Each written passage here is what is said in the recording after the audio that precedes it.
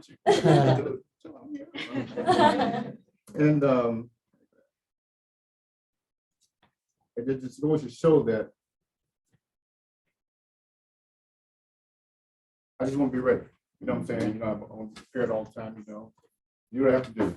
But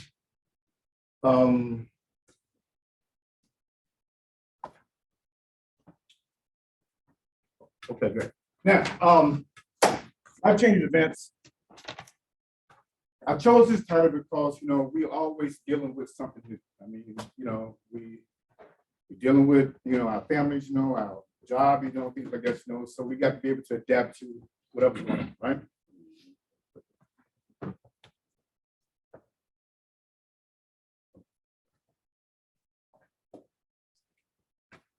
Right. Every Monday morning, we have a meeting. 4 times meetings, you know, and reason why we come here because we make ourselves accountable. And what that means is that I don't care if Alabama lost and it's Saturday, or the Commanders lost at Sunday. I still got to be here on that Monday morning, right?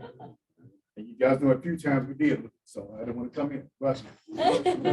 But by coming in, you make yourself accountable, one, to yourself, right? Then to your family, and of course, most importantly, your team, right? And what Shaq and Samir does, they really get into it. They make you post your numbers, they make you say what you did do, what you didn't do, right? Let's all start with accountability, okay? Prospect. The reason why you get prospecting so much in the business, why? Because it's the foundation to this business. You have to prospect. I don't care how much money you made last week or yesterday. There's a new day. You got to prospect today, right? And it doesn't matter what business you're in or what job you do, you always got room to prospect. It's always found to your left, always found to your right. Always found you can talk to, right? I use my tax business. It's very easy for me because I have a book of clients already, right? But by doing that, whoever you prospect, you got to set your daily goals. Okay, how many phones I'm gonna make today? 10 calls. My goal is 10 calls, right? Once I get those numbers, we're gonna follow up. The follow-up is very important. I use CRM to be able to track what I'm doing so I can follow up, right? Just keep in mind, everybody we prospect has a money problem. They don't have enough money, or they ran out of money. One or two, right? So everything we do leads to what? Money and finance. Okay. When you talk to people, I don't care if your next door neighbor walking a dog. I don't care if the trash man passing by. Find a way to start a conversation about your business, because everybody want to hear about it. You know what I'm saying? I know all my people do. Okay. What happened in our lives? CRM, we have track reminders to remind me of what? Birthdays, people having a new baby, got a home, changing jobs, death in the family, of course, and it always leads to insurance conversation, right? Because I call people all the time just to say hi. You never know. Last night I got a couple new apps because people say, hey, I'm glad you called me because I need some life insurance. See what I'm saying? All right, so always use your CRM to be able to send those triggers out to remind you of those things.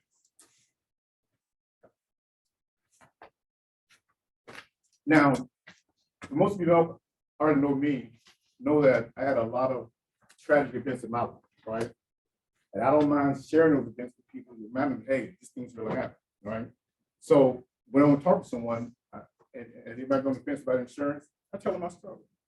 I tell them I had a cousin worked in LA, worked with Metro in LA, made about $160 a year. He had 5 kids. And from 2004, 2020, I said, man, you go get insurance. I got on my job, right? 2019, found out that the insurance he had covered him if he was on the bus driving, went inside the yard. So if he took a break and went to 7-Eleven, get something to eat, and something happened to him then, and then covered. You see what I'm saying, right? So in 2020, we had same conversation. And he said, no, Rob, I'm good, right? May of 2020, he called me and said, Rob, can I still get insurance? Yeah, don't apply for you now. Applied for him, got denied. Why? Because he had stage 4 cancer. Didn't know it. You see what I'm saying? So that's why when I tell people that story, they say, you know what? You need to rethink this thing. And I tell people, hey, you know what? You might can't afford $1 million policy. You might can't afford $1,000 policy. But you can afford it. We can build up from that point. All right. Best practice for me. Everybody use Next Gen? Yes, already? yes, You like it? yes, yes. Well, I ain't say I like it, but I love the fact that it's something new. It's gonna gear us in the right direction. That's the only reason why I'm supporting it, because I feel as if that they know what they're doing. It gave us the app. We give people approved the moment's notice, which is great, right? Yeah. And I don't like the fact that you got to do DocuSign Twice.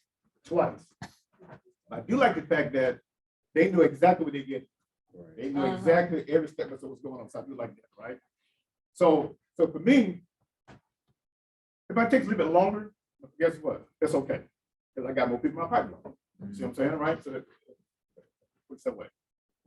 Virtual versus in person. I've done one in person for Next Gen already, which we did it on spot, no problem, right? The virtual mean I got a person in Manassas that I couldn't get him approved. I couldn't get the policy completed until like 5 days later. He's in Manassas, all right? So that was the thing for me. And those are late, all right? Any questions for me? That's all I got.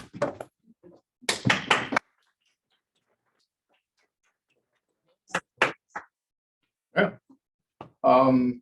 Another cousin I had, he was 25, married, 3 kids, right? Young dude, he thought it was investment, right? Tried to get him insurance a couple of years. He said, all right, I'm good, right? Come find out that he had cancer at 25. Wow. So we put a program together to bring awareness, things like that, And the sad thing about it, doesn't matter how much money you make. It's all about how you was taught about insurance, right? I got a guy now. He has a Puerto Rican shop in Manassas, and he don't want to get insurance. He thinks it's a scam. But I tell him, man, you know what? The most unselfish thing you do in life is get insurance on yourself, right? And so he's coming. His wife wanted, but he doesn't want. So do things like that. Gotcha. All right. Thank you. All right, guys. Thank you.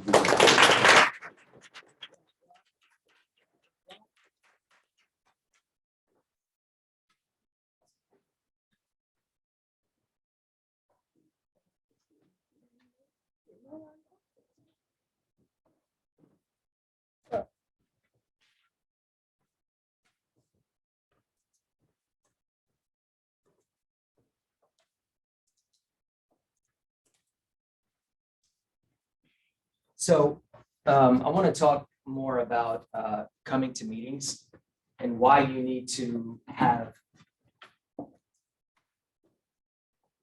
lengthy conversations with people about the importance of coming to meetings, right? And what it says about us when we don't come to meetings, or we're inconsistent when it comes to meetings, right?